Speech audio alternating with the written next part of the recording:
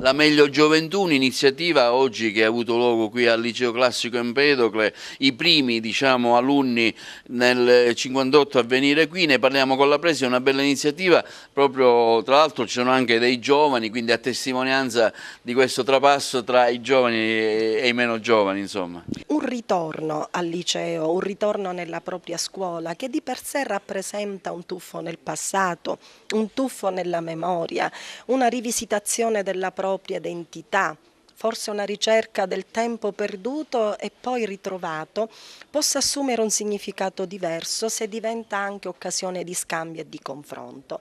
E questo ci è stato anche molto congeniale perché è quello che noi cerchiamo di fare sempre anche attraverso la Fondazione Empedocle per la promozione della cultura classica, che è istituita dal liceo proprio in occasione dei 150 anni della sua storia.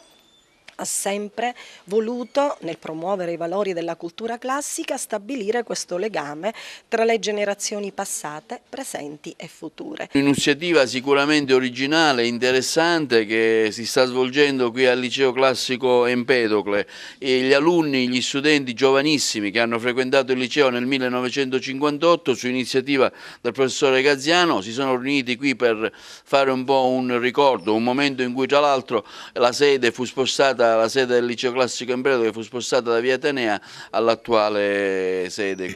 In effetti noi siamo stati i primi a mettere piedi in questi locali. Noi eravamo nei locali dove oggi ci sono le Paoline in via Atenea, perché il liceo classico, come sapete, era stato bombardato durante la guerra e fu ricostruito nello stesso luogo in cui si trovava prima. E quindi siamo stati i nonni di questo istituto e siamo orgogliosi di esserlo e di ritrovare oggi, di ritrovarci assieme a questi ragazzi che oggi ci accolgono così festosamente. Cosa ricorda di quel momento?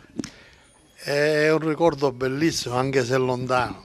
60 anni non sono passati. Ecco, questa idea di fare questa cosa, a chi è venuto? È bello vedersi così dopo tanti anni.